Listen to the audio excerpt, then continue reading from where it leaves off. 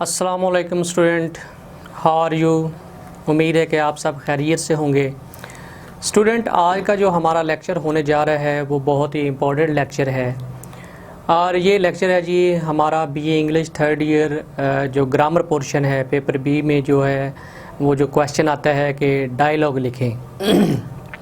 तो डायलॉग लिखना जो है वो एक फ़न है, एक टेक्निक है। इसके कुछ मेथडोलॉजी होती हैं, कुछ इसके पॉइंट्स होते हैं जिनका आना आपको ज़रूरी है। और अगर आप डायलॉग जो है वो इन्हीं पॉइंट्स के ऊपर लिखेंगे, यानी रूल्स एंड रेगुलेशन और पैटर्न को फॉलो करेंगे, तो जो भी डायलॉग आप लिखेंगे तो इंशाल्लाह उसके जो है वो आपको अच्छे मार्क्स जो हैं वो मिलेंगे। तो इसमें देखें, मैंने एक साइड पे मैंने यहाँ पे आपको बताऊंगा कि रूल्स एंड रेगुलेशन क्या होते हैं, जो पॉइंट्स आपने याद रखने हैं। और यहाँ पे मैं आपको डेमोस्ट्रेट करके दिखाऊंगा कि एक अच्छे डायलॉग का स्केच क्या होता है। ठीक है, तो आप मेरे साथ रहिएगा। अच्छा, डायलॉग जो है commonly it is a conversation between two person.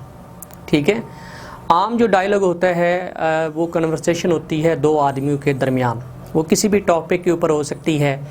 ठीक है, और कभी कभी ऐसा भी होता है कि डायलॉग में जो है वो तीन आदमी भी इन्वॉल्व हो जाते हैं, लेकिन जो कॉमन एक डायलॉग चलता है वो दो आदमियों के दरमियान ही होता है। क्योंकि डायलॉग जो है, डाई का मतलब होता है टू और लॉग का मतलब होता है कन्वर्सेशन, यानी a conversation between two persons. दो आदमियों के दरमियान जो कन्वर्सेशन होती है उसको डायलॉग कहा जाता है।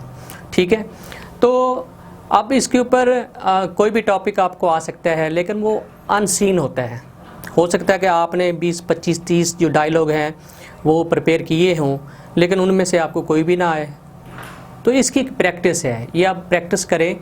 अपनी सेल्फ राइटिंग जो है उसको आप इम्प्रूव करें, खुद से लिखने, यानी अपने जहन के अंदर जो है वो आइडियाज़ को इकट्ठा करें कि हम रोज़मर्रा की ज़िंदगी में, अपनी ज़िंदगी में हम दूसरों से बातचीत कैसे करते हैं। यानी हम एक शॉपकीपर से कैसे बात करते हैं, हम एक टैक्सी ड्राइवर से कैसे बात करते हैं, और हम किसी ट्रैफिक वार्डन से कैसे बात करते हैं, डॉक्टर से कैसे बात करते हैं। तो ये जो डायलॉग होता है ये कॉमन चीज़ों से लिया जाता है। जो पेपर में आता है ना, वो कॉमन चीज़ें होती हैं। आपको अपनी सिर्फ सेल्फ राइटिंग उसको बेहतर करना है, क्रिएटिव राइटिंग की तरफ आना है। दूसरा, आपको थोड़ा सा माइंड टाइम निकाल के ये सोचा करें कि हम लोगों से कैसे बात करते हैं, वो जो कंसेप्ट है वो इकट्ठे किया करें। और सबसे इम्पॉर्टेंट बात जो है कि how to write a good dialogue, इसका पैटर्न क्या होता है। ठीक है, अच्छा, जो इसमें पहला पॉइंट मैं लिखने जा रहा हूँ,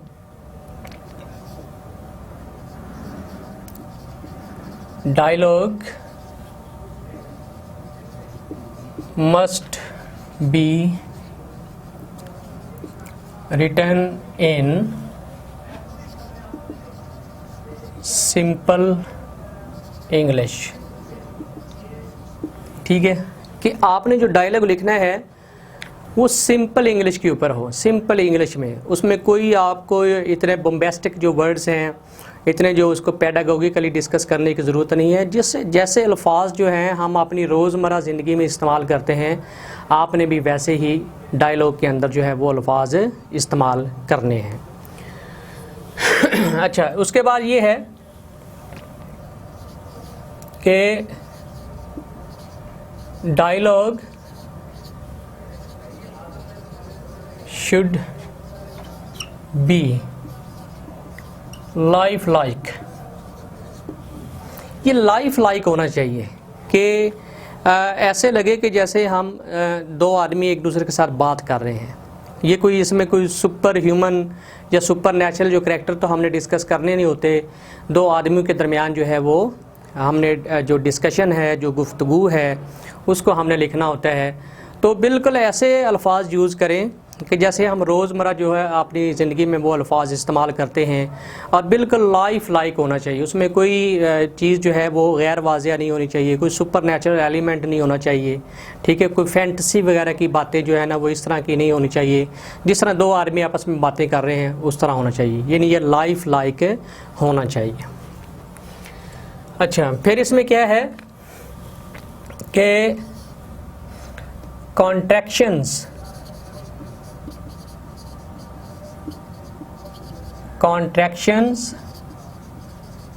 should be used in a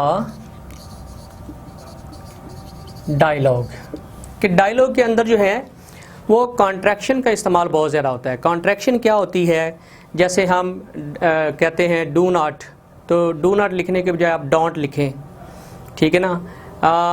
will not want लिख लें, ठीक है। आर नॉट आंट लिख लें। तो इस तरह जो कॉन्ट्रैक्टेड वर्ड्स होते हैं उनका इस्तेमाल जो है वो आपने डायलॉग के अंदर करना है। इससे ये होता है कि ये एक किस्म का समझ लें कि डायलॉग का एक खूबसूरती की एस्थेटिक सेंस बन जाता है, ठीक है। क्योंकि जो लोग होते हैं, जो स्पेशली जो गोरे होते हैं, जो अंग्रेज़ होते हैं, वो कॉन्ट्रैक्शन का बहुत ज़्यादा इस्तेमाल करते हैं। तो क्योंकि हम भी उनका लिटरेचर पढ़ रहे हैं, उनकी इंग्लिश जो है हम भी फॉलो कर रहे हैं, तो हमें भी डायलॉग के अंदर जो है वो कॉन्ट्रैक्शन का इस्तेमाल जो है वो बहुत ज़्यादा करना चाहिए, ठीक है। फिर इसमें जो है वो पंक्चुएशन का जो है, जो सिंबल हैं उनका बेतहाशा इस्तेमाल करना चाहिए। यानी जो punctuation, use punctuation marks in the dialogue, यानी डायलॉग के अंदर पंक्चुएशन मार्क्स, अगर कोई सिंपल बात की गई है तो उसके एंड पे फुल स्टॉप लगाएं। अगर कोई क्वेश्चन पूछा गया है तो उसके एंड पे जो है वो आपने जो है वो क्वेश्चन मार्क लगाना है। अगर कोई किसी की बड़ी इंपॉर्टेंट बात को आप डिस्कस कर रहे हैं तो फिर इसको कोटेशन मार्क यानी इन्वर्टेड कॉमास के अंदर जो है उसमें आप लिखें। तो अगर एक ही सेंटेंस के अंदर मुख्तलिफ़ चीज़ों का जिक्र है तो उनको सेपरेट करने के लिए आप जो है वो उसमें जो है वो आप कॉमे का इस्तेमाल करें। अगर कोई हैरत वाली बात की गई है, जैसे what a beautiful book it is, ये कितनी खूबसूरत किताब है, what you are having in your hand, what a nice weather, अगर इस तरह की कोई बातें की गई हैं तो फिर आप उसमें जो है वो आप जो एक्सक्लेमेटरी मार्क्स हैं उनका इस्तेमाल करें। तो पंक्चुएशन कहते हैं कि आधा हमारा डायलॉग बोलता है, आधे वर्ड बोलते हैं, और डायलॉग के अंदर आधी से ज़्यादा पंक्चुएशन बात करती है। तो ये पंक्चुएशन मार्क्स जो होते हैं इनका आपने इस्तेमाल ठीक तरीके से करना है, ठीक है। अच्छा, अब फिर ये है कि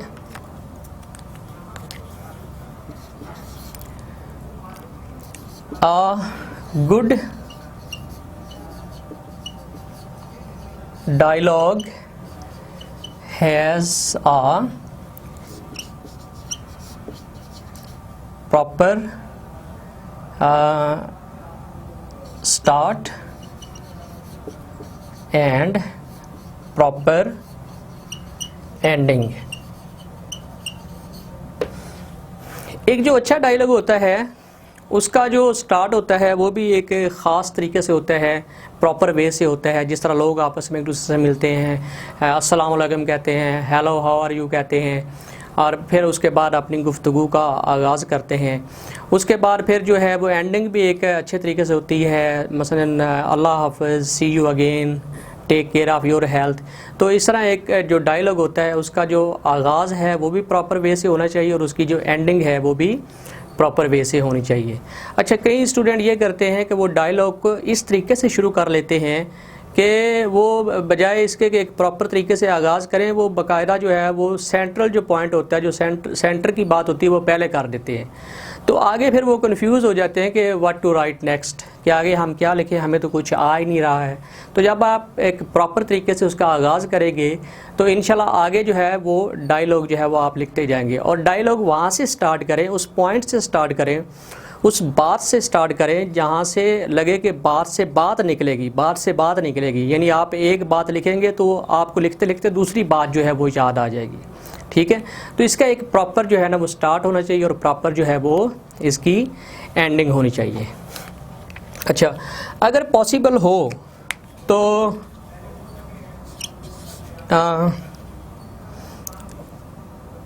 यूज़ सम कॉमिक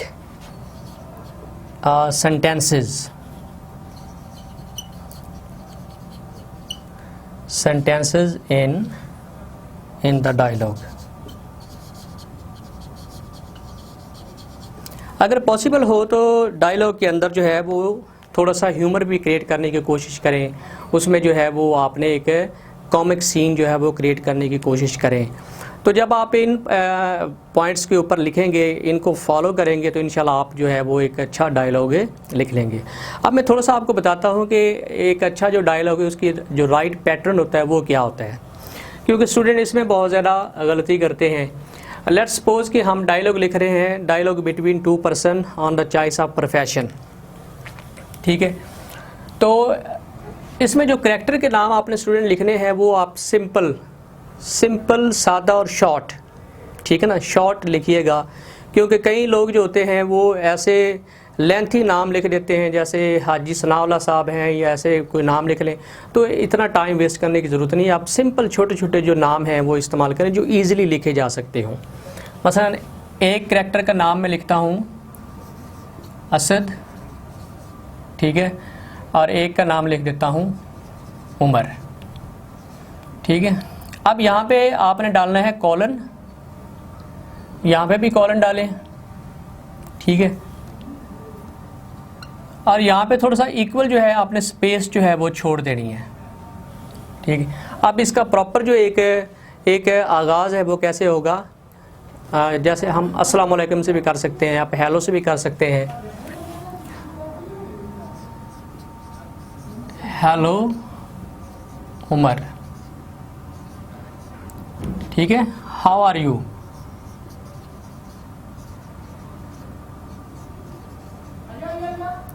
ये देखिए मैंने सवाल पूछा है तो उसके जो एंड है उसके ऊपर मैंने क्वेश्चन मार्क जो है वो भी लगाया है, और यहाँ आपने हेलो का है हेलो उमर, तो उसके बाद मैंने एक्सक्लेमेटरी मार्क्स का जो है वो इस्तेमाल किया है।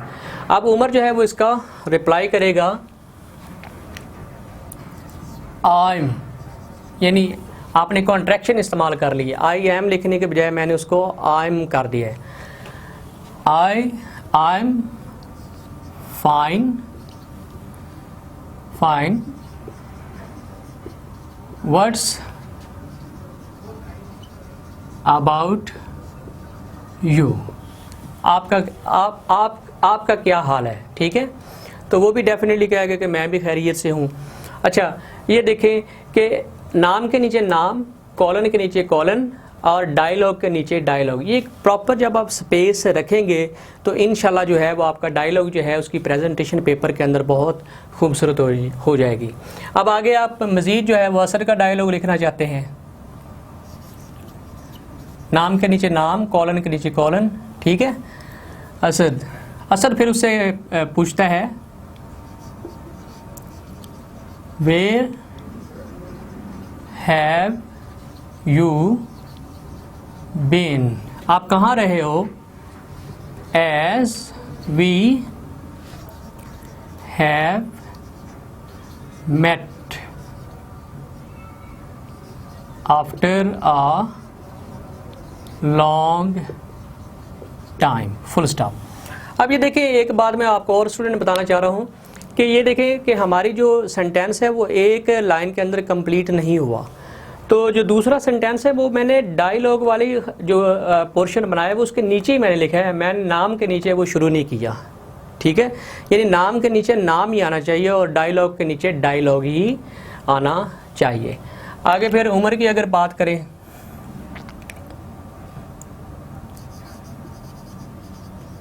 उमर